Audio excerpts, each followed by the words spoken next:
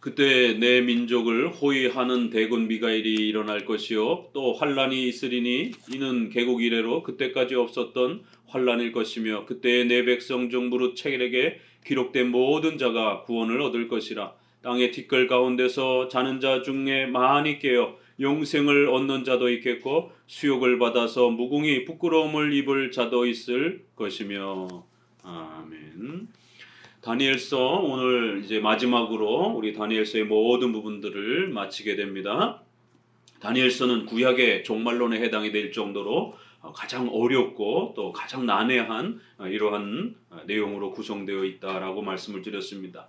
그래서 다니엘서를 정확하게 우리의 장로교 성경 원칙인 오직 성경 또 모든 성경, 성경이 가는 데까지 가는 성경이 해석하는 데까지 우리가 또 쫓아가는, 성경에서 멈추고 더 이상 설명하지 않으면 거기서 머무르는 이러한 오직 성경, 모든 성경, 그리고 세 가지 3대 해석 법칙, 문법적, 역사적, 교리적 해석을 따라서 우리 점층적 반복법이라고 하는 이러한 또 우리의 종말론의 이런 해석법을 따라서 다니엘서의 많은 그런 숫자, 또 상징, 비유, 또 이러한 앞으로 다가오는 예언의 이러한 내용들, 이 모든 부분들을 그러한 울타리 안에서 해석해야 한다라고 말씀을 드렸습니다. 지금까지 해석한 모든 그 내용들을 종합해서 이 12장에서 결론처럼 그렇게 우리가 지금까지 배워왔던 모든 내용들이 어떤 때는 그러한 신상의 네 부분, 또 그 다음에 큰 나무가 잘리는 그러한 그루터기에 또 이러한 나무 비유, 또 그 다음에 네 짐승, 이러한 환상, 그리고 또 여러 가지 숫자들, 또 그 다음에 11장의 역사적인 그러한 또 세밀한 예언적 성취, 이런 모든 내용들이 12장의 한 장에 아주 압축되어서 이렇게 또 다시 한번 최종 결론을 내리고 있는 것을 봅니다. 그렇기 때문에 앞에서 나왔던 그러한 비유적 내용들, 또 예언적 성취 내용들, 또 숫자에 대한 그런 설명들, 이런 부분들이 종합적으로 반복되는 것을 살펴볼 수 있습니다. 자, 그때에 이러면서 또 1절에 그때의 the time 이라는 단어가 아주 중요하게 강조합니다. 이 시간이라고 하는 것, 하나님이 정하신 때에 이러한 표현을 강조하면서 결국 인간의 역사, 이스라엘의 역사, 우리 자신의 그런 역사, 또 우주 만물의 이런 모든 역사들은 인간의 손에 달린 것이 아니라 전지전능하신 하나님의 신적 작정과 섭리의 통치를 따라서 진행되어져 간다라는 것. 하나님의 때에 하나님이 정하신 그러한 작정과 섭리를 따라 이루어져 간다. 그렇기 때문에 그때의 이러한 시간을 유독 강조하면서 시간을 이제 이 마지막 부분에 배치하는, 그래야 이러한 시간 창조, 그 시간 속에 살아가는 모든 인류의 역사, 이 부분이 그 어떤 것 하나도 우연이 없이 오직 하나님의 주권적 역사 아래서 그 모든 역사는 진행되어져 간다라는 것. 그렇기 때문에 우리 성도들의 개인의 인생조차도 여러분이 태어나고 살아가고 죽는 이 모든 것이 하나님의 그런 주권적 역사 속에서 이루어져 간다라는 것을 다시 한번 우리에게 깨우칩니다. 내 민족을 호위하던 대군 미가엘이 일어날 것이요.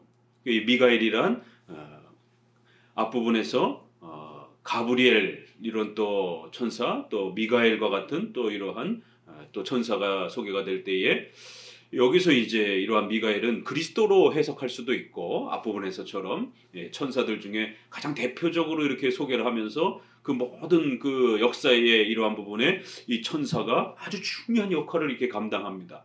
그래요, 그리스도께서 전 역사를 주관하시는 이제 그러한 상징적으로 이렇게 천사의 이런 모습으로 또 소개가 된다라고도 볼 수 있고요.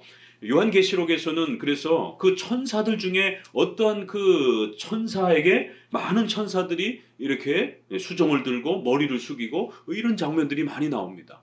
그래요, 꼭 그리스도라고 하지도 않고, 어떨 때는 그리스도라고 하지만 어떨 때는 천사에게 이렇게 그 많은 천사들이 어떤 한 천사에게 답을 요청하고 또 그 판단을 요청하고 이런 장면들이 나옵니다. 그랬을 때에 또 그 천사로 이렇게 또 표현하기도 합니다.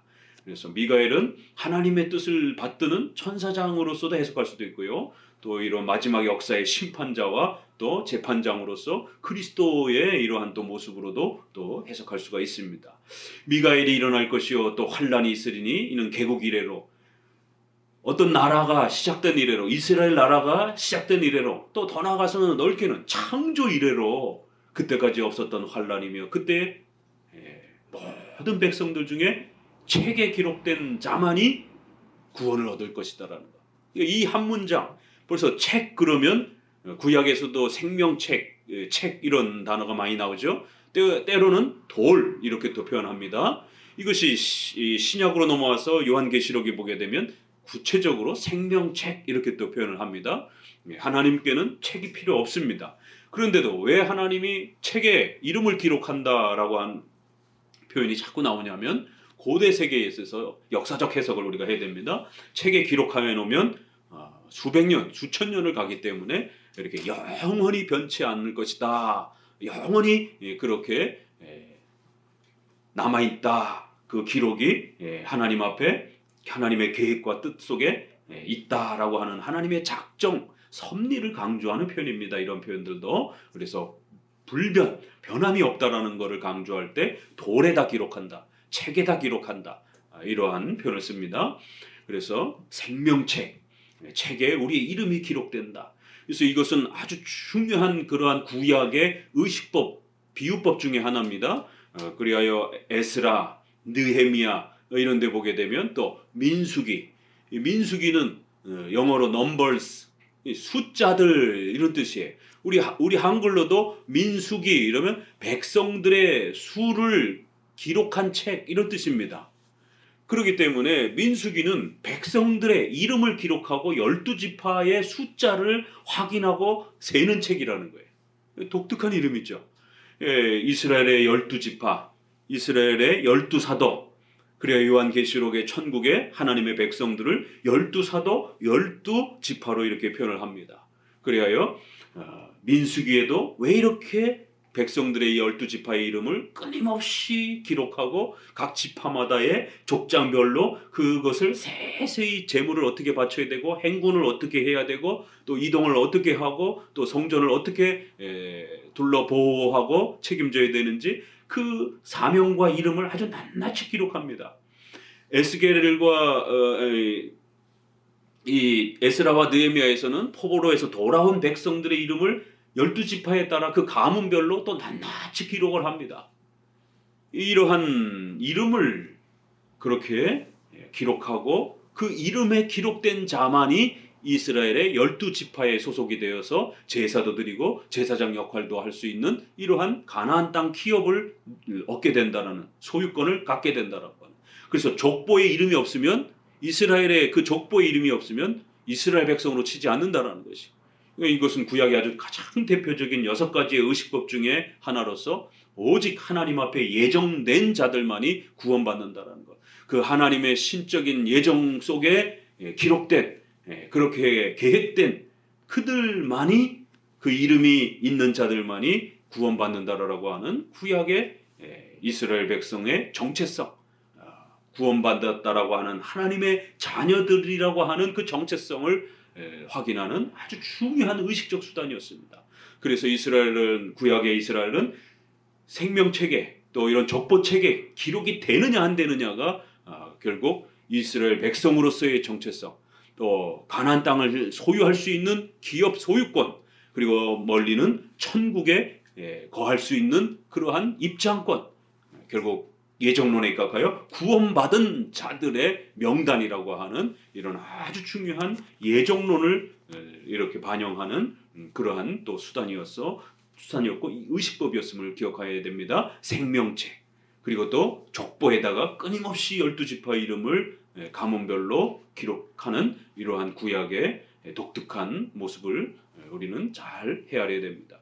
생명책에 기록된 바로 그 사람들만이 구원을 얻을 것이다.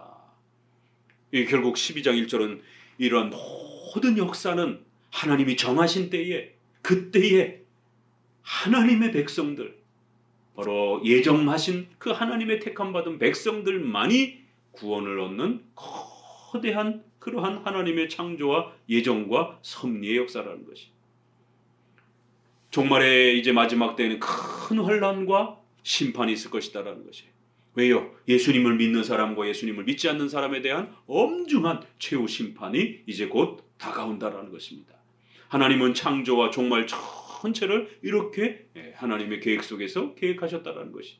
이것이 역사요. 이것이 우리가 살아가는 인생의 모습이라는 것입니다. 그래서 반드시 그 생명책에 기록되는 이것 예정의 이러한 구원을 누리는 것이 가장 큰 복이라는 겁니다. 앞서서 우리가 배운 것처럼 시편에서 그럼에도 불구하고 그 예정인 누가 받았는가라고 했을 때 인간의 눈에는 가려져 있기 때문에 누구든지 예수 그리스도의 이름을 부르고 전도를 받았을 때 예수님께로 나오고 교회로에 나와서 신앙생활하면 되는 것입니다. 하나님 편에서는 예정된 자가 구원받는 것이고 우리 편에서는 누가 예정됐는지 모르기 때문에 우리는 전도를 받을 때 회개하고 열심히 예수님께 나와 예수님을 믿으면 되는 것입니다. 그리하여 이렇게 예정에 대한 이러한 귀한 은혜, 구원의 근본적인 예정의 이런 은혜와 그럼에도 불구하고 예수님을 믿을 수 있도록 우리를 초대하시는 그런 또 전도의 또 이러한 은혜, 또 우리가 회개하고 예수님을 믿어야 될 신앙에 대한 책임, 이런 부분들이 아주 조화롭게 구원의 이 위대한 하나님의 역사 속에 그렇게 어우러져 가는 것이. 다니엘서에서는 좀 더 제게 기록된 예정된 자들이 그들만이 하나님의 백성이고 그들만이 구원을 얻을 것이다라고 하나 이런 단어들을 이제 우리가 장로교 교리 안에서 잘 이제 이해할 수 있는 겁니다. 그때에 하나님이 작정하신 때에 내 백성 바로 이스라엘 백성들 가운데 책에 기록된 자들, 그러니까 이스라엘 백성들은 집단적으로 민족적으로는 임시적으로 그렇게 사용이 되는 겁니다. 그래서 예정론은 구약에서는 이스라엘 민족을 이렇게 택하시고 그런데 그것은 영원히 변치 않도록 택하는 방식이 아니라 집단적 민족적인 것은 임시적으로 택하는 거기 때문에 중간에 얼마든지 버려질 수도 있다라는 거예요. 예정론은 개개인의 선택이기 때문에 그래요. 아브라함의 자손이었지만 이스마엘은 버려지는 것이에요. 이삭만 하나님의 예정된 백성입니다. 이삭의 자녀들 중에 야곱과 에서가 쌍둥이가 태어났지만 형인 에서는 버려진 겁니다. 야곱만 하나님이 선택하신 것이. 이렇게 같은 아버지의 혈통 밑에서 태어났다 할지라도 집단적으로 이스라엘 백성들이라 할지라도 그들이 다 구원받는 것이 아니라 구약에는 임시적으로 그렇게 집단적으로 또 혈통적으로 하나님이 그렇게 선택하시는 방식을 사용하셨다라는 겁니다. 그러나 구약이나 신약이나 예정의 근본적 원리는 개개인적 예정이라는 겁니다. 그래서 그 개인적으로 예정된 자들이 이스라엘 백성들 중에 내 백성 중에 무릇 오직 책에 기록된 자만이 구원을 얻을 것이다. 아주 선명하게 구약의 예정론과 구원론이 아주 분명하게 그러면서도 하나님의 작정 안에서 펼쳐지는 인간의 구원의 이러한 역사를 이렇게 한 구절로 아름답게 표현합니다. 땅의 티끌 가운데에서 자는 자 중에 많이 깨어 영생을 얻는 자도 있겠고 수욕을 받아서 묵묵히 부끄러움을 입을 자도 있다. 그렇기 때문에 이제 최후 심판에서는 천국과 지옥으로 나눠질 것이다라는 거예요. 이 구약에는 지옥이라는 이러한 그 표현을 많이 쓰지 않습니다. 천국이라고 하는 것도 가나안 땅으로 비유적으로 이렇게 많이 소개된다라고 말씀을 드렸죠. 그래서 가나안 땅을 유업으로 받는 거를 이렇게 천국을 하나님이 약속한 땅, 그 약속한 땅을 누리고 그 나라의 백성이 되는 것, 이거를 하나님의 나라에 속하고 자녀가 되어서 예정받는, 구원받는 이런 걸로 구약은 표현이 됩니다. 그럴 때 지옥에 대한 그러한 그 설명은 그 땅을 소유하지 못하는 것, 그 이름 생명책에 족보책에 기록되지 못하는 것, 이렇게 표현을 합니다. 지옥에 대한 부분들이 신약만큼 이렇게 선명하게 표현되진 않아요. 그런데 다니엘서는 상당히 놀랍게 영생을 얻는 자가 있을 것이고, 이 영원히 산다라는 개념도 구약에는 주로 비유적이고 의식법적인 그러한 성전 제도, 또 제사, 가나안 땅을 소유하는 것, 기업을 누리는 것, 기업을 주겠다, 재산을 주겠다 이런 표현이기 때문에 구약에서 영생을 누린다 이런 표현들은 좀 낯설어요. 그렇지만 이렇게 분명히 교리적으로 가나안 땅을 얻는다라는 것, 기업을 누린다라고 하는 것은 부자가 된다는 그런 개념이 아니라 바로 영원히 하나님의 자녀로서 사는, 지옥에 떨어지지 아니하고 천국에 하나님의 백성으로 영원히 생명을 누리며 사는 것, 이게 구약의 진정한 기업, 또 그 이름이 기록되는 것, 또 하나님의 소유가 되는 것, 바로 영생의 개념, 또 후에 예정, 구원받는다라고 하는 것, 이런 표현들이 아주 놀랍게 구약에 이렇게 아주 선명한 표현들이 많지 않은데 이렇게 아주 구원을 받는다. 이 구원이라고 하는 것은 구약에서는 가나안 땅을 차지하고 부자가 된다 이런 표현으로 많이 썼는데 이제 12장에서는 구원을 받는다 이렇게 표현을 합니다. 그러니까 땅을 소유하고 재산을 불리고 이런 어떤 그 개념에서 훨씬 더 깊이 들어가서 구원이라는 단어를 쓰는 것이에요. 구원이라는 단어는 우리가 구약에서 가장 많이 쓰는 룻기서에 보아스와 룻의 결혼해서 그렇게 집안의 남자가 다 죽고 이제 가장 가까운 친족이 그들의 빚과 또 여성을 취해서 재산을 나눠주고 물려주고 아들을 낳아주는 형사 취수법. 형이 죽으면 동생이 형수를 취해서 아들을 낳아줘야 되고 가문을 계승시켜야 된다라고 하는 독특한 구약의 가문을 존속시켜야 된다라고 하는 결혼제도, 형사 취수법, 취소혼이라고 하는 가문을 이어주는 책임의 법이라는 거예요. 그래서 우리가 계대 결혼 이렇게 표현합니다. 대를 이어주는 그런 결혼, 이래서 계대 결혼. 이게 룻기서의 핵심입니다. 룻기서는 5월달에 효도를 해야 복 받는다 이런 그 내용이 아닙니다. 바로 예수 그리스도께서 이스라엘 백성의 혈통으로 오시기 때문에 반드시 이스라엘 여성들은 이스라엘의 남자를 낳아줘야 되는 이러한 아주 신앙의 의식법이 존재하고 있었던 것입니다. 그래서 파격적인 이 결혼의 명령을 하고 계시는 것이에요. 혈통이 끊겨지지 않도록. 이것은 오늘 우리 시대에 적용할 수는 없지요. 왜요? 이미 예수님이 오셨기 때문에. 그러나 예수님이 오시기 전까지의 이스라엘 여성들의 신앙의 사명은 반드시 이스라엘 집안에 들어가서 남자아이를 낳아줘야 되는, 이게 구약의 내용이에요. 왜 이스라엘 여성들은 구약에 그렇게 남자 집안에 아이를 낳기 위해서 그 많은 이러한 역사와 내용들을 그렇게 또 소망을 갖고, 때로는 라헬과 레아가 야곱의 아내들이 서로 막 다투면서 그렇게 자녀를 낳기 위해서 자매끼리 싸우고 그렇게 시기하고 질투하는, 그래서 결국 12지파의 아들이 태어나는 겁니다.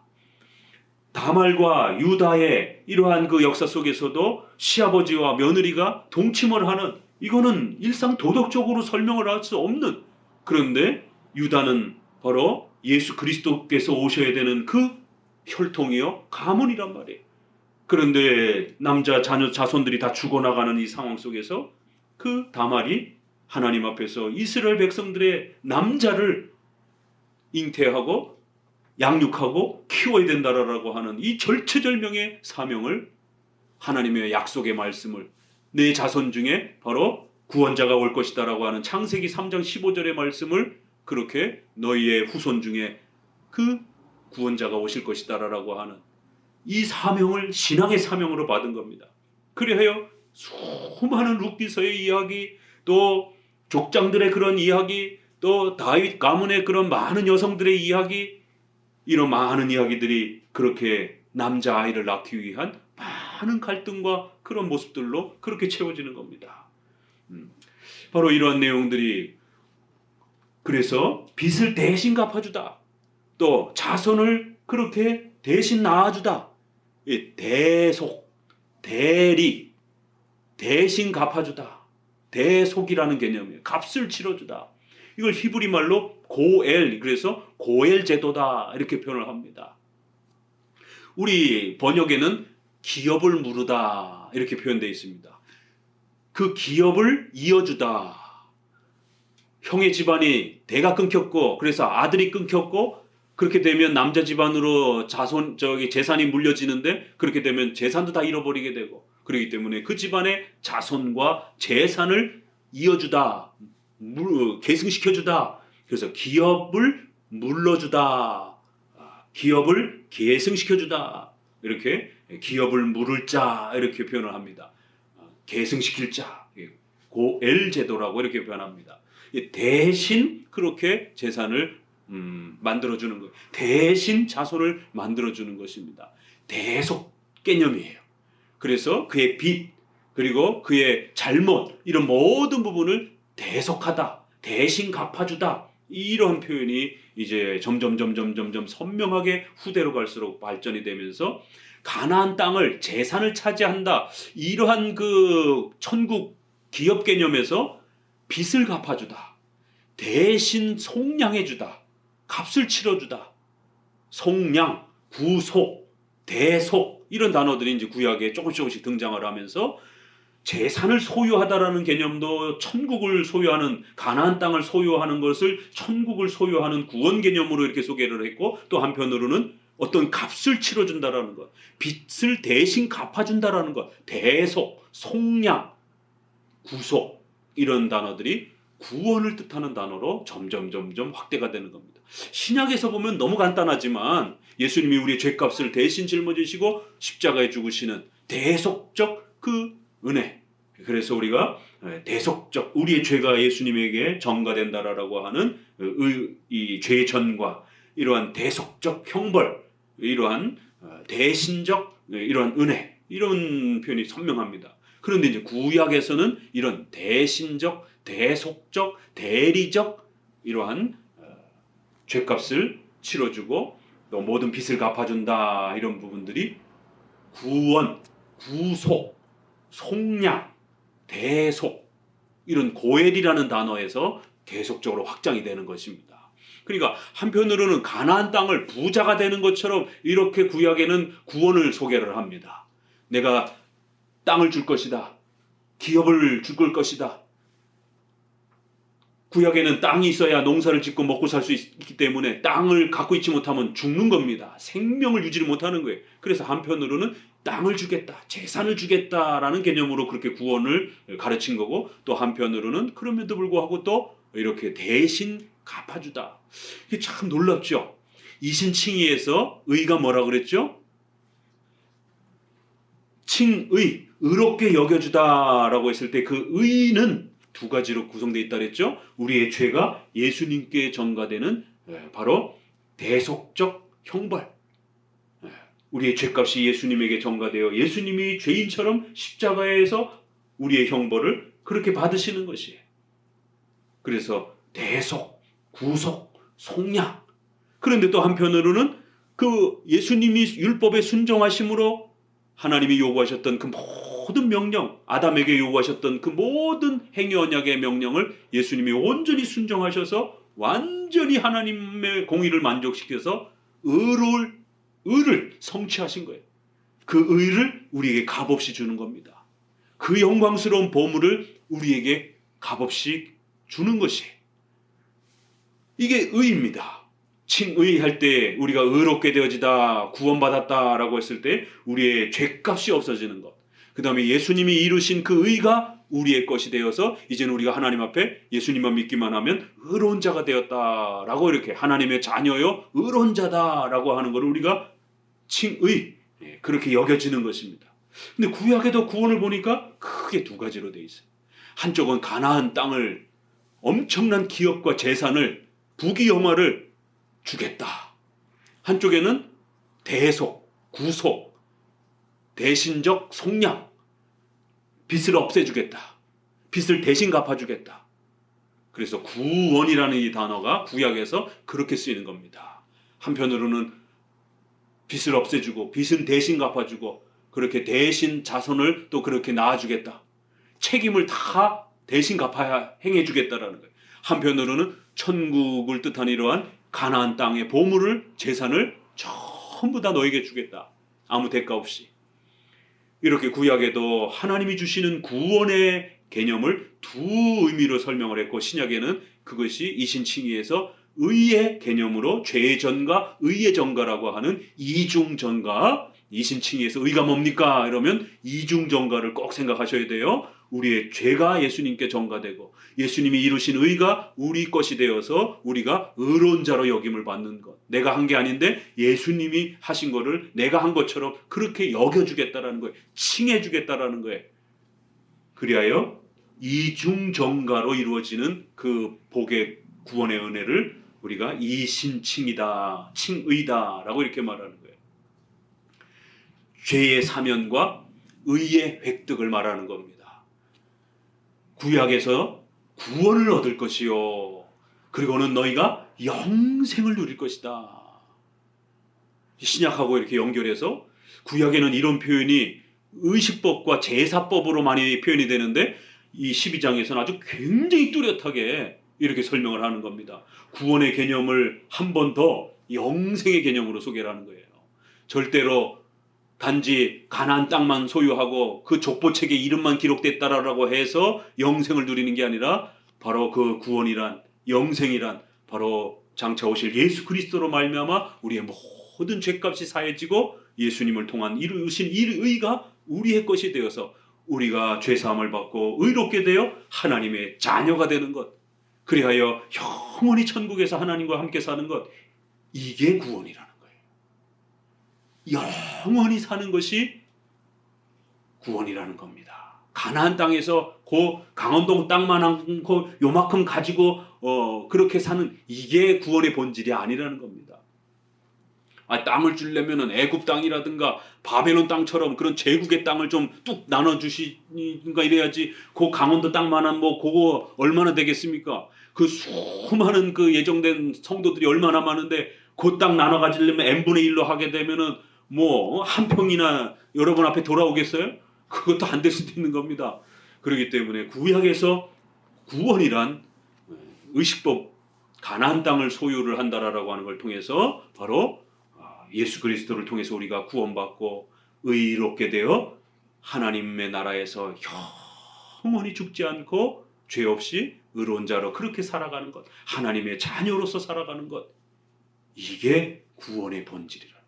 참 다니엘서가 온갖 상징, 비유 뭐 이런 많은 부분들이 나왔는데 결론에 가서 최후 심판 때에 결국 영원한 천국의 그러한 은혜를 누릴 수 있는 그런 자들, 그렇게 초대된 예정된 자들, 그렇게 생명책에 기록된 자들, 영생을 누리도록 그렇게 초대된 자들, 이것이 근원적인 복이라는 거예요. 그런데 반대로 수욕을 받아 무궁히 부끄러움을 입을 자도 있다. 여기 놀라운 단어가 뭐죠? 영생을 누리는 자도 있고, 구약에서의 지옥 개념을 이렇게 설명을 하는 겁니다. 수치와 부끄러움을 당하는 자가 있다라는 거예요. 자, 그런데 여기에 최후 심판과 관련해서 아주 중요한 단어가 쓰여지고 있죠? 어떤 단어가 여기에 눈에 들어옵니까?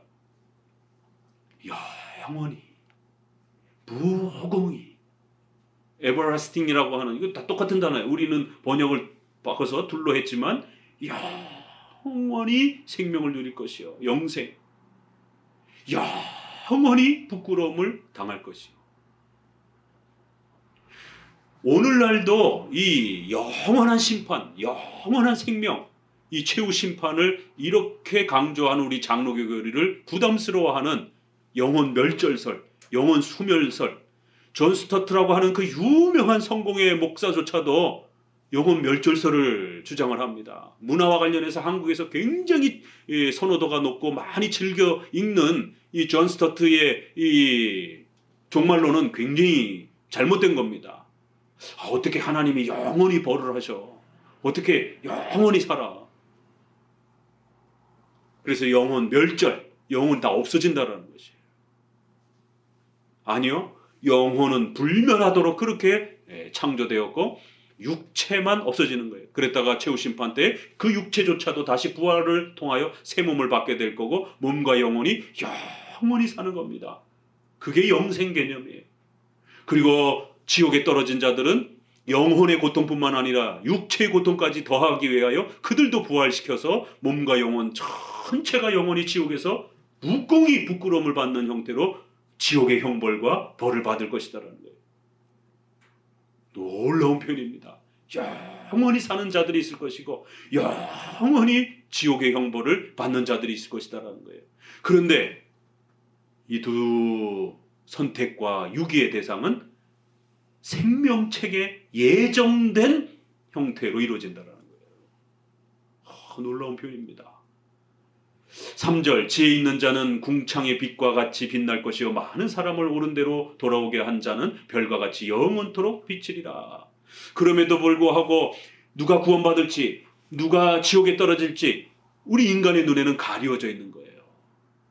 목사의 눈에도 다 찾을 수는 없습니다. 우리는 그저 교회적 질서 아래에서 신앙 고백을 하고 주일 성수 잘하고 이렇게 또 윤리적인 부분에서 크게 포악스러운 그러한 부분들이 이렇게 드러나지 않으면 구원받은 자로서의 이러한 표지인 교회적 표지인 세례를 주는 것입니다. 그러나 그 안에도 가짜가 있는 것이에요. 12사도 안에 유다라고 하는 가짜도 있었잖아요. 물론 예수님은 다 알고 계셨지만 그렇게 이 땅의 유형교회 안에는 가짜들도 많이 있는 겁니다. 목회자들이 그걸 다 걸러낼 수는 없는 거예요. 목회자도 인간이기 때문에 최선을 다해서 그 신앙 고백을 확인하고 세례를 주고 이러는 것입니다. 우리 눈에는 가리워져 있기 때문에 그래서 절대로 예정론 핑계대고 나 교회 안 나가 나는 이미 버림받았어 이렇게 핑계댈 수 없다라는 겁니다. 3절은 전도의 책임을 강조를 해요. 최후 심판이 분명히 하나님의 때에 정해져 있고 그때는 영원한 천국과 영원한 지옥이 구별될 거라는 거예요. 그렇기 때문에 이제 지혜 있는 자들은 부지런히 전도를 통해서 더 많은 사람들을 옳은 대로 돌아오도록 애를 써야 된다는 거예요. 그러면 자연스럽게 구약적 표현 아래서 우리가 이거를 읽게 되면 지혜로운 자는 성도들을 말하는 것이고 성도들은 궁창의 빛과 같이 빛날 것이요 성도들은 궁창의 빛 창조의 첫 그 빛나던 그 빛과 같이 온 세계 만방에 성도들의 아름다움과 영광스러움이 비춰질 것이다라는 거예요. 또 더 나아가서 많은 사람을 옳은 대로 그럼 구약에서 righteous라고 하는 이 단어가 나오면 신약으로 넘어가서 의와 연결시켜야 돼요. 우리가 시편에서 주님 우리의 죄를 사해 주옵소서 우리에게 의를 주옵소서 이런 표현들이 칭의와 관련해서도 의가 쓰여지고 성화와 관련해서도 의로운 자다라고 하는 표현을 늘 즐겨 씁니다. 구약에 이 의라는 단어가 나오면 신약의 이신칭의로 넘어가야 되는 것이 여기에 옳은 대로 바른 곳으로 이 righteous의 의라는 아주 중요한 의가 있는 곳으로 이끌어줘야 된다는 거예요. 성도들 그 자체로서도 영광스럽고 빛날 것이요. 또 열심히 전도해서 아직 하나님을 모르는 자, 예수님을 모르는 자들을 의로 이끌어줘야 된다는 거예요. 죄인들로 하여금 의가 우리에게 있다라는 것을 가르쳐줘야 된다는 거예요. 의를 소유해야 된다라고 하는 옳은 대로 이끌어줘야 된다는 거예요. 의가 있는 곳으로 그들을 이끌어줘야 된다는 거예요. 전도를 말하는 겁니다. 아주 전형적으로. 그렇게 죄에서 옳은 대로 죄악된 곳에서 영광스러운 이 의로 돌아오게 한 자는 별과 같이 영원토록 비춰질 것이다라는 겁니다. 너무너무 멋있는 표현이에요.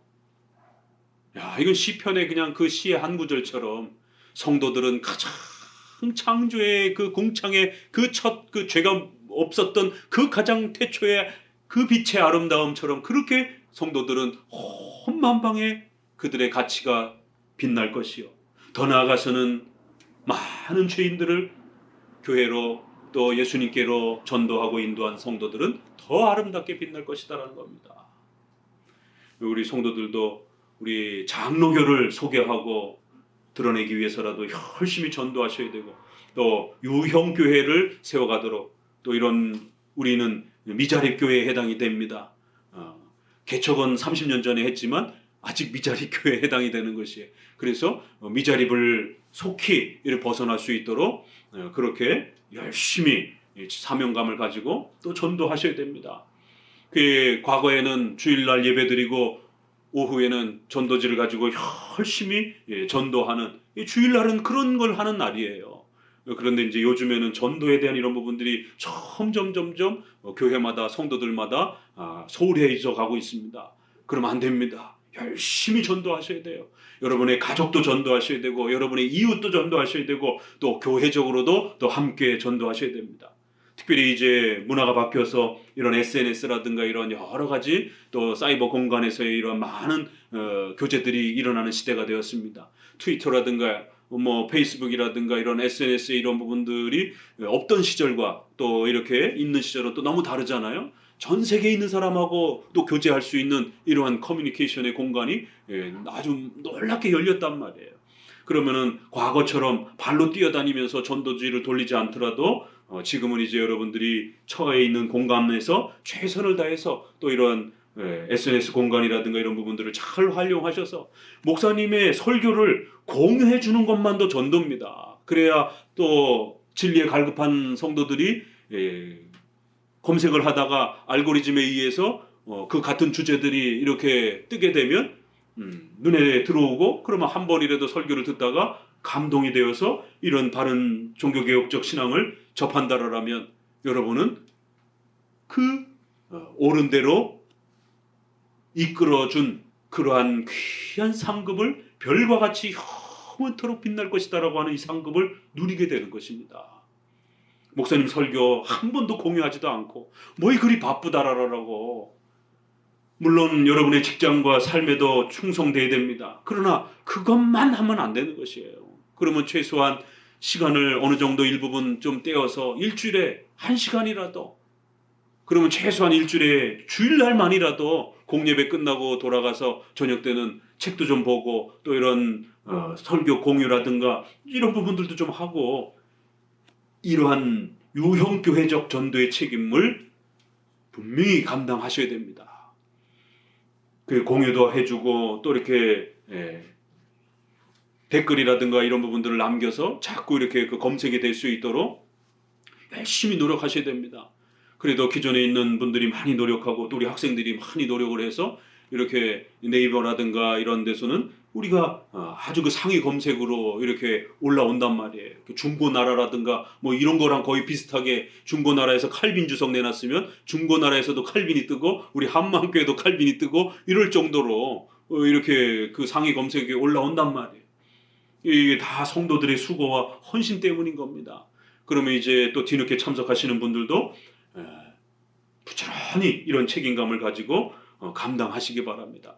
SNS라든가 이런 게 낯선 분들은 전도지 들고 주보 들고 주일날 밥 먹고 산책만 하지 마시고 산책하시면서 전도지라도 좀 돌리시고, 젊은 세대들은 이렇게 SNS 공간에서 목사님 설교라도 공유라도 뭐 해주라는 거예요. 본인이 뭐 이렇게 글을 작성해가지고 이렇게 한마음교회로 초대하는 그러한 전도적 글을 못 쓰신다라면 공유라도 해달라는 거예요.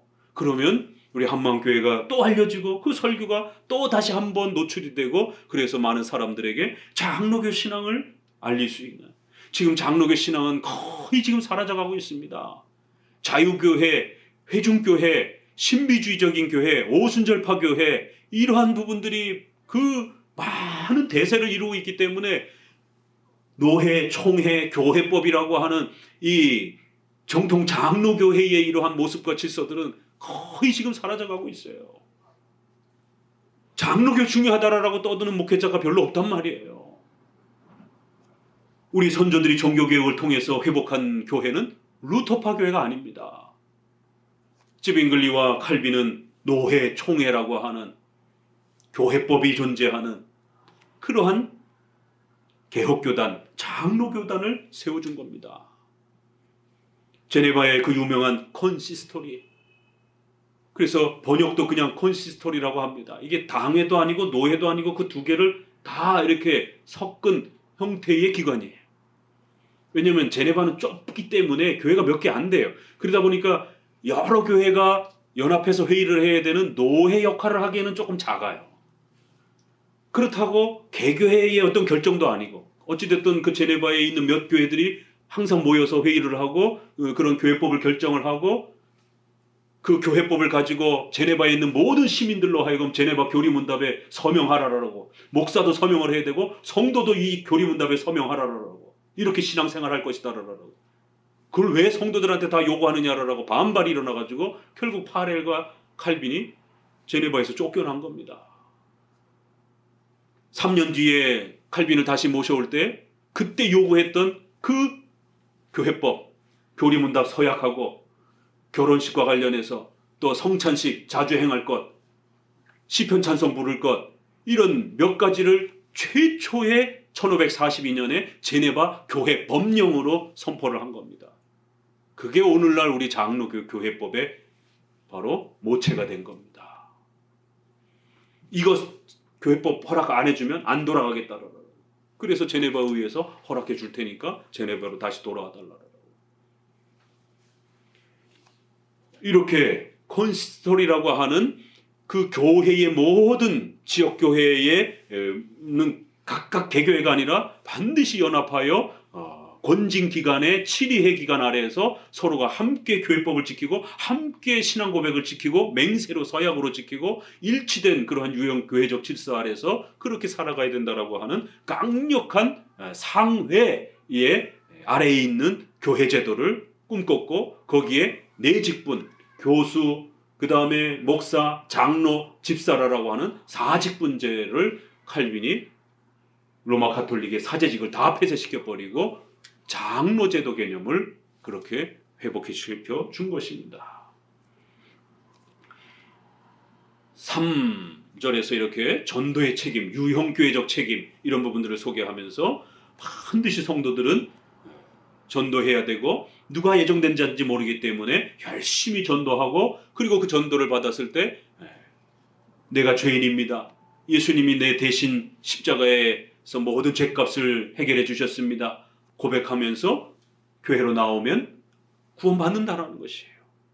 이렇게 하나님 앞에 구원받는 이 신비로움들을 1, 2절에서는 예정, 생명책, 영생, 이런 부분을 강조했고, 그렇기 때문에 열심히 나아가서 지혜 있는 성도들은 옳은 대로 사람들을 많이 이끌어오라라고, 이렇게 최후 심판이 되기까지 언젠가는 최후 심판이 다가온다라는 것, 개인적으로는 여러분은 언젠간 죽는다라는 것, 또 우주적 전 세계적으로는 언젠가는 최후 심판이 이른다라는 것, 그렇기 때문에 반드시 개인적으로 죽기 전에 예수님을 믿어야 되고, 또 종말이 오기 전에 하나님 앞에 나와야 된다라고 하는 강력한 마지막 선언을 이렇게 하는 것입니다. 유형교회적 이러한 사명을 잘 감당하시면 여러분 신앙도 성장하고 여러분의 의식주에 대한 복도 누립니다. 이건 장로교 목사로서 분명히 약속할 수 있는 것이에요. 여러분들이 전도의 책임을 잘 감당하고 유형교회를 세워가는 데 있어서 헌신하고 그리스도의 몸된 그리스도의 신부인 교회를 섬기고 세워가는 데에 헌신하시게 되면 하나님은 그것을 2배, 3배, 10배로 그렇게 하나님께서 갚아주실 것입니다. 이것이 십계명의 또 약속인 것입니다. 4절 다니엘아 같이 읽어봅니다. 마지막 때까지 이 말을 간수하고 이거를 봉합하라. 많은 사람이 빨리 왕래하여 지시하라. 마지막 우리 2장은 한 절 한 절 좀 자세히 설명할 필요가 있습니다. 마지막 때까지 이 말을 간수하고 이 글을 잘 봉함하라는 것이, 여러분 개인적으로 또 우주 역사 전체가 마지막 때가 이르고 종말이 이를 것이기 때문에 이러한 성경의 종말론적 가르침들을 잘 간수하고 배우고 익히고 이 가르침들이 망가지거나 파괴되지 않도록 잘 지켜내라는 것이에요. 봉함하라, 보호하라는 거예요. 보존하라는 것이에요. 왜요? 이것은 우리의 구원과 영생을 가르쳐주는 하나님의 신비로운 계시이기 때문에, 또 장차 이루어질 이러한 예수 그리스도의 오심의 또 최후 심판에 대한 신비로운 하나님의 계시이기 때문에 이 말씀을 잘 간수하고 보존하고 지키고 잘 봉함하라는 거예요. 그리하여 많은 사람이 이제 점점 더 종말을 향해 갈 때, 예수님의 초림을 향해 가게 되면 많은 사람들이 빨리 왕래하며 지식이 더 풍성해질 것이다라는 겁니다. 이 세대주의자들은, 종말론주의, 극단적 종말론주의자들은 이걸 어떻게 해석하냐면 7년 대환란에다가 맞춰서 해석을 합니다. 그래갖고 제가 20살 때도 보십시오, 다니엘서에 이렇게 큰 환란이 있을 것이고 1절에 4절에, 그리고 그 큰 환란 전에 사람들이 빨리빨리 다니고 지식이 더 많아질 것이다라는 거예요. 얼마나 얼토당토하게 해석을 했는지. 그때의 컴퓨터가 막 나오던 시절이기 때문에 보십시오, 이러한 컴퓨터를 통해서 엄청난 이 지식들이, 이렇게 정보가 쏟아져 나옵니다. 사람들이 빨리 왕래합니다. 그때 이제 막 그 KTX, 또 일본의 고속철도, 프랑스의 그런 뭐 유로화 철도, 이런 것들이 이제 막 300, 400km 이러한 그 것들, 그 다음에 뭐 콩코드 여객기, 그래갖고 뭐 이 유럽에서 미국 가는데 이 하루 이렇게 넘게 걸렸던 이런 시간들이 뭐 3시간, 4시간씩. 그래서 이 세상이 엄청난 교통수단이 빨라지고 지식의 정보가 어마어마하게 이렇게 쌓이는 그런 과학 문명이 이제 발달하게 되면 세상 종말이 온다라고. 참 이런 바보 같은 해석을, 그 어린 시절에는 이런 교리문답과 신앙고백서를 가르쳐주는 목회자가 없다 보니까 그걸 그대로 믿은 것이에요. 그러니까 이제 곧 종말 온다라고. 이렇게 문명이 이렇게 발전된 건 이건 죄악이라고. 문명을 죄악으로 치는 거예요. 문화를 죄악으로 치는 것이에요. 그래서 사람들이 빨리 왕래하고 지식이 더할 것이다. 아니요, 이건 그렇게 해석하면 안 됩니다. 오늘날에다가 바로 끼워 맞추면 안 되는 거예요. 이건 이 시대 당시의 역사적 해석, 그리고 또 예언적 해석, 이 시대에서 바라봤을 때에 곧 다가올 예수님의 역사, 그 다음에 먼 미래의 종말론적 역사. 그러면 3절에 지혜 있는 성도들은 열심히 전도해서 죄악된 곳에 있는 사람들을 의로 이끌어야 된다는 거예요. 그리고 그 일을 위해서 하나님의 말씀을 잘 간직하고 그 말씀의 가르침들을 잃어버리지 않도록 열심히 최선을 다해서 공부하시고, 교리 공부하고, 강의 설교를 통해서 말씀 공부하고, 그래야 장차 그리스도가 오심으로 또 더 먼 미래의 종말이 점점 다가올수록 하나님의 말씀이 더 풍성해져 간다는 거예요. 이게 문맥적 해석인 겁니다. 하나님의 말씀이 더 풍성해져 간다는 거예요. 그리고 사람들이 빨리 왕래하며, 이거 뭡니까 그러면? 이거는 결국 지혜 있는 자들이 열심히 전도를 하면 할수록 이렇게 그러한 전도의 손길이 빨라지게 될 것이고, 더 많은 사람들을 교회 가운데로 신속히 그렇게 초대하게 될 것이고, 그렇게 많은 성도들이 전도와 말씀에 열심을 내게 되면 그들이 하나님의 지식에 더 풍요로움들을 누리게 될 것이다라는 겁니다. SNS가 많아지고 고속철도가 빨라지고 컴퓨터가 속도가 더 빨라지고 이런 뜻이 아닙니다. 이건 3절, 4절에 맞춰서 그렇게 전도의 이러한 왕성함과 그리스도께서 오심으로 인하여 전 세계적으로 복음이 확장되어질 그러한 복음의 위대한 확장과 역사를 이야기하는 겁니다. 자, 이게 결론이에요. 그리고는 이제 5절부터는 앞에 했던 얘기 다시 한번 반복합니다. 나 다니엘이 본즉 다른 두 사람이 있어 하나는 강 이편 언덕에 섰고 하나는 저 강 저편 언덕에 섰더니, 그 어떤 또 다른 환상을 보는데 양쪽의 강 좌우로 이렇게 천사가 서 있는 모습을 봅니다. 그 중에 하나가 세마포 옷을 입은 자 곧 강물 위에 있는 자에게 이르되 이 기사의 끝이 어느 데까지냐 하기로, 그 천사들 중에 한 천사가 또 강물 위쪽에 이렇게 있는 천사에게 답을 구하는 거예요. 이 세마포 옷을 입다 이러면 요한계시록에도 보게 되면 예수님의 모습을 이렇게 천사들 중에서 대장 역할을 하시는, 지휘를 하시는, 또 그들에게 답을 주시는 그러한 대장 천사처럼 이렇게 표현이 됩니다. 그래서 그리스도에게 답을 구하는 거예요. 이 종말의 끝은 어떻게 되겠습니까? 7절 같이 읽어봅니다. 내가 들은즉 그 세마포 옷을 입고 강물 위에 있는 자가 그 좌우 손을 들어 하늘을 향하여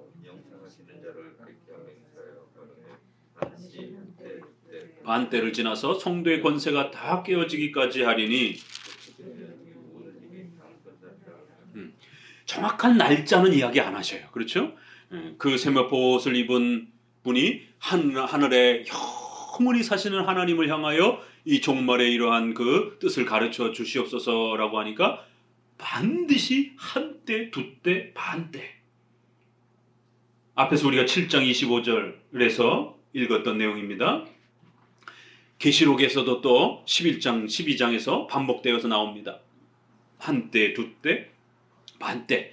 그러면 다니엘서 7장에 나오는 한때, 두때가 다르고 여기가 또 다르고 또 계시록에서 나오는 또 한때, 두때가 또 다르고 4번이 한때, 두때가 나옵니다. 다니엘에서 2번, 계시록에서 2번. 그럼 이 때가 전부 다 다른 때냐? 이게 아니라는 것이에요. 결국 하나님의 신적 작정 속에서 특별히 성도들이 고난받는 시기를 한때, 두때, 반때.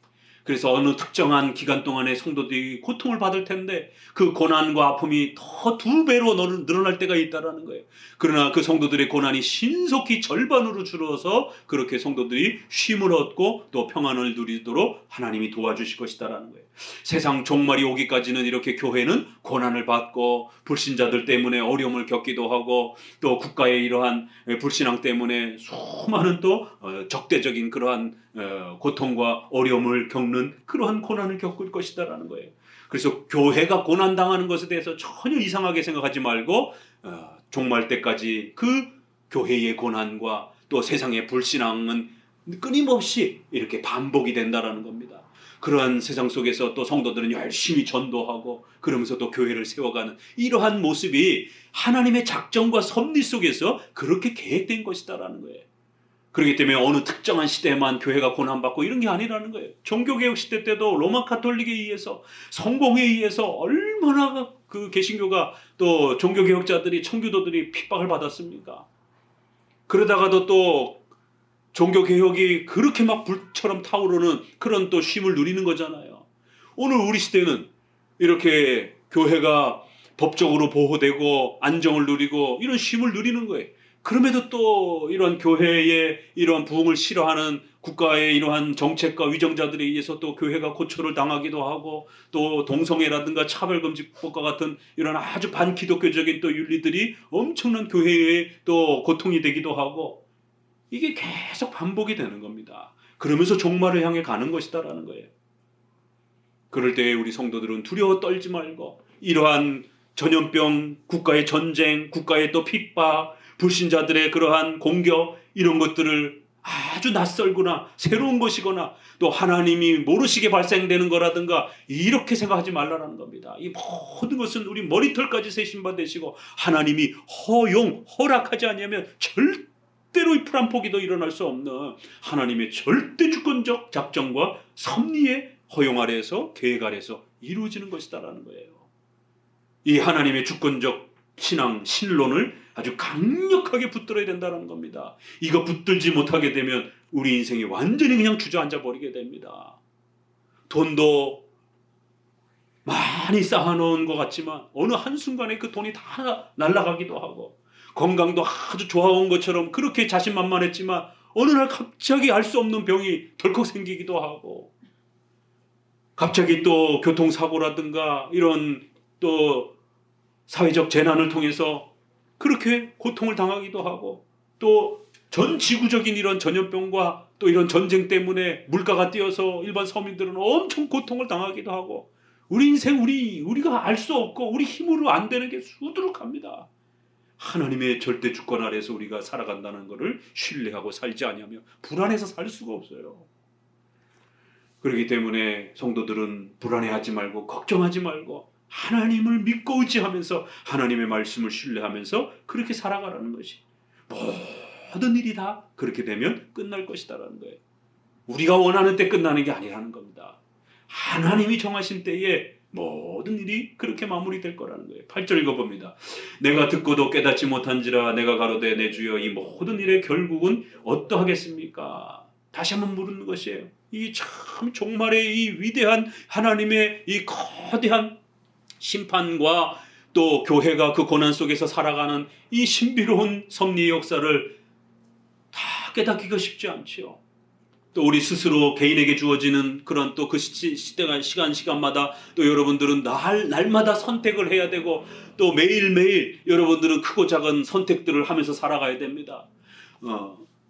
결혼, 직장, 또 이렇게 투자, 경제적인 면들, 또 가족사회, 또 직장생활에서도 사업에서도 많은 선택들을 매 순간순간마다 하면서 살아가야 돼요. 그럴 때 하나님의 섭리가 어떻게 작동이 되는지, 하나님의 뜻이 무엇인지 이러한 부분들을 헤아리기가 얼마나 어렵습니까? 우주적인 종말의 이러한 미래도 알기 어려운 것이고, 우리 개인에게 주어진 이러한 나의 죽음과 나의 삶에 대한 이러한 신비로운 하나님의 섭리도 하나님 어떻게 되겠사옵나이까? 그가 가로되 다니엘아 갈지어다 대저 이 말은 마지막 때까지 간수하고 봉함할 것임이니라.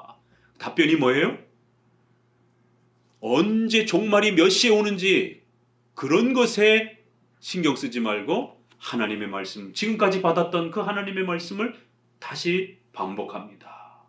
4절 말씀을 잘 보존하고 잘 간수하고 마지막 때까지, 우리 개인이 죽을 때까지, 또 세상의 종말이 올 때까지 하나님의 말씀을 열심히 연구하고 그 하나님의 말씀을 잘 간직하고 배우고 그 설교를 듣는데 집중하고 열심을 내라는 것이에요.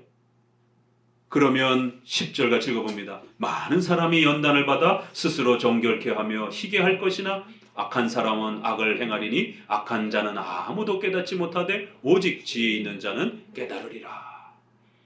개인이 생을 마감할 때까지, 또 우주적 역사가 끝날 때까지 우리 성도들은 어떻게 된다고요? 재림 준비하면서 산속으로 올라가서 흰옷 입고 휴거 준비한다라고 재림 날짜 계산하고 이러면 안 된다라는 거예요. 직장, 학교 다 포기하고 이렇게 재림 준비하고 이런 극단적 신비주의에 빠지면 안 된다라는 거예요. 개인의 죽음에 이를 때까지, 세상의 종말에 이를 때까지 성도들은 열심히 최선을 다해서 십계명을 실천하면서 여러분의 가정, 직장, 사회와 국가를 최선을 다해서 봉사하면서 그렇게 또 사명을 감당하면서 십계명을 실천하며 그렇게 살아라는 것이에요. 그러면 많은 성도들은 연단을 받아서 그렇게 정결케 되어지고 그 죄로부터 점점 더 성화되어져 가면서 희게 되면서, 성화를 구약에서는 이렇게 색깔에다가 또 제사법에다가 이렇게 비유를 하는 거예요. 그래서 제사에서 피로 또 물로다가 이렇게 정결하게 하는 정결의식들 있잖아요. 그래요. 성전에는 손을 씻는 그런 큰 물두멍이 이렇게 있는 겁니다. 씻는 거를 성화를 이렇게 표현하고, 또 희게 만들어주다, 더러워진 것을 깨끗하게 희게 만들어주다, 이런 걸 다 성화와 관련된 구약적 표현입니다. 그러나 악한 자들은 이런 하나님의 섭리와 십계명적 책임을 무시하고 막 산다라는 거예요. 종말이 내일인데 차라리 쾌락이나 즐기자. 또 종말이 있긴 뭐가 있어. 이 땅에서 잘 먹고 잘 살면 되지. 이 다 양극단입니다. 악한 사람은 악을 행할 것이다라는 거예요. 악한 자는 아무것도 깨닫지 못하고 어리석게 살아간다라는 거예요. 악한 자와 악한 행실을 같이 묶어놨어요. 자기가 버림받았다라고 핑계댈 수 없다라는 거예요. 그 악한 행동들을 하는 것은 본인의 책임이라는 겁니다. 악을 행하면서 이렇게 살아간다라는 거예요. 그러나 성도들은 열심히 연단을 받으며 살아간다라는 거예요. 성화되기 위하여, 거룩함으로 성장하기 위하여 때로는 눈물 젖은 빵을 먹기도 하고 고통과 아픔을 겪기도 하고 그러면서 연단을 받는 거예요. 훈련을 받는 겁니다. 그렇지만 하나님의 책에 기록된 자들은 절대로 버림받지 않는다는 겁니다. 이 견인교리예요. 이게. 앞절과 연결시키게 돼요. 칼빈주의 5대 교리가 다 나와요. 그들은 연단을 받지만 버려지지는 않는다라는 거예요. 오히려 더 정결하게 되고 희게 되면서 성장해가면서 그렇게 자라갈 것이다라는 겁니다. 하나님의 보호하심을 받게 되는 견인의 이러한 은혜를 누리게 될 거라는 거예요. 지혜 있는 성도들은 깨달으라는 겁니다.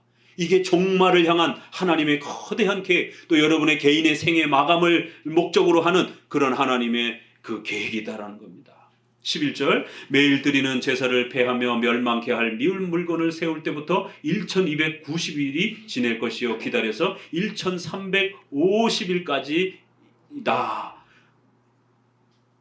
이르는 그 사람은 복이 있으리라. 매일 드리는 제사를 폐한다. 이거 8장 13절 또 9장 27절에서 이렇게 소개가 되는데 8장 13절은 적그리스도의 등장에 안티오쿠스 4세와 관련해서 소개됐던 구절입니다. 그런데 9장은 예수 그리스도께서 구약의 제사 제도를 폐하고 이제 신약적인 새로운 시대를 열 것이다라고 하는 그런 의미로 적용을 했어요. 그러니까 비슷한 표현인데 8장에서는 적그리스도가 성전에다가 미운 물건을 세우는 그런 어떤 의미로 이렇게 좀 더 표현되어 있고 9장에서는 70일의 예언을 하면서 예수님께서 오셔서 구약의 모든 제사법을 이제 중단시키고 그래서 제사가 중단이 되는 거예요. 그러니까 제사가 중단이 되는 데는 두 가지 형식이 있어요.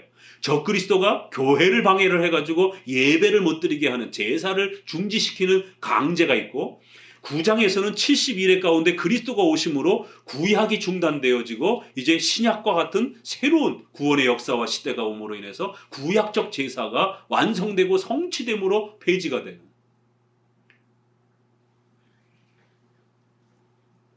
두 가지 해석이 다 가능합니다. 열려 있어요. 그래요. 이제 마지막으로 악한 자가 이렇게 교회를 핍박하는 이러한 고통의 때에 1290일 이게 3년 반이에요. 일로 치게 되면 42달이고 3년 반 정도. 그런데 거기에서 45일을 조금만 더 기다리게 되면 그때야 종말이 온다라는 거예요. 이거 우리가 앞부분에서도 숫자 봤잖아요. 2300주야. 아침과 저녁. 그거를 날 하루로 치면 반으로 쪼개면 1150일. 요한계시록에서는 1260일 이렇게 표현을 합니다. 거의 비슷한 표현들이에요. 이게 왜 그러냐면 음력이 있어서 그래요. 360일로 고대의 이 달력들을 보게 되면 음력에 우리나라도 음력이 있어가지고 왜 윤달이 발생을 하잖아요. 지금 이러한 그 과학적인 그 날을 계산하는 데 있어서도 시차가 이렇게 이제 시간의 그 텀이 발생이 되고 이러면서 그런 그 부분의 계산이 나오는데 옛날에는 그런 것들을 더 몰랐을 때는 상당히 많은 시간을 그래서 360일을 1년으로 이렇게 보기도 하는 이제 고대의 이 시간적 습관. 오늘날의 365일의 관점에서 보게 되면 시간이 조금 더 늘어나는 거고.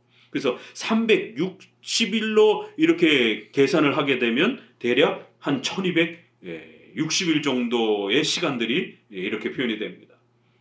그걸 다니엘서에서는 1290일 정도로 이렇게 또 표현하기도 하고 1150일로 이렇게 또 표현하기도 하고 음력으로서 이렇게 보느냐 또 로마 바벨론력이라든가 또 로마의 력으로 보느냐에 따라 이렇게 조금씩 차이가 나지만 대략적인 그런 42달 정도 3년 반 정도의 시간을 말하는 겁니다.